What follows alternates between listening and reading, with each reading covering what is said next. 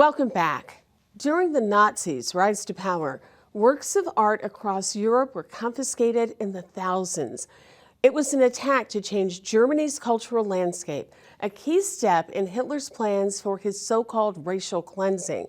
From now until June 4th, Jewish Museum Milwaukee is featuring recovered art from private and institutional collections.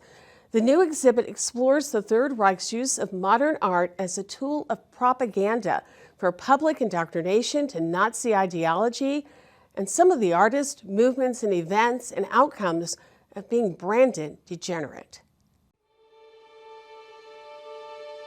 Why degenerate? That's really interesting. It's really a term that he co-opted, or that the National Socialists co-opted. The term had been really in the vernacular since, even before the late 1800s, but a gentleman by the name of Max Nordau, who is, ironically enough, a Jew and an ardent Zionist. He's also a physician, and he writes a book called Entartung, Degeneracy. And in this book, he comes up with this thesis about modern art, and basically saying it's the work of people so feeble-minded, and it's a term that was largely associated with mental illness, criminality. That term degeneracy was taken and applied to, first to the artwork, then to the people who created it and supported it, and then that dial slowly turned to anybody and anything that was not viewed as pure Aryan, German, dedicated, anything that could possibly be seen as a foreign or dangerous element, and therefore it was reasonable that it should be banned and ultimately eliminated from society. It's interesting when you talk about Hitler and a war on modern art. I think there were several things going on here. Hitler was an angry, failed artist. He, from a young age, saw himself as an artist, but he applied and was rejected twice from the Vienna Fine Arts Academy. And when Germany agreed to sign the Treaty of Versailles and take responsibility, he was furious. He scapegoated foreign elements, which he largely labeled again Bolshevik, Jewish, unfounded, but that's where he's laying the blame. And so I think there's a layering of things going on. It is all about aligning the German people behind the idea of the strength of a master race and the needing to get rid of any foreign detrimental elements and whatever the cost may be to get there. It's unique for a number of reasons. This is a topic that certainly has been explored over a number of decades through different institutions, but this particular body of work is completely unique. It's never been brought together before, and it will likely never be brought together again. So again, the idea of being able to explore this narrative, but particularly through local collections. I mean, to have that opportunity to, again, tap into what is in archives, what might normally not have a public audience, or there might not even be knowledge that these collections exist within our state. So it was an incredible opportunity to come at this subject through this unique grouping of works.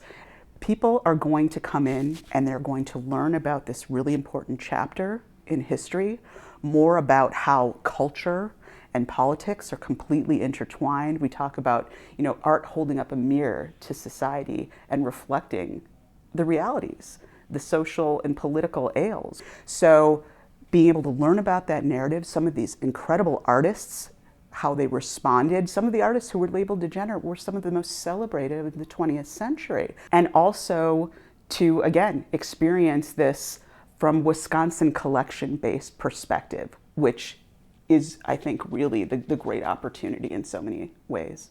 Many people will walk into this exhibit and through contemporary eyes will kind of be puzzled by why some of these pieces or modern movements were labeled degenerate. There are portraits in here or themes or techniques that to the contemporary eye really seem very acceptable and not dangerous.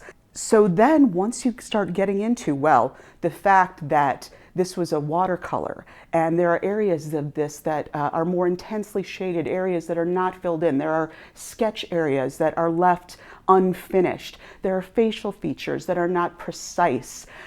So the technique, the idea that someone may be depicted as showing emotion. There's a portrait behind you. It's of a woman.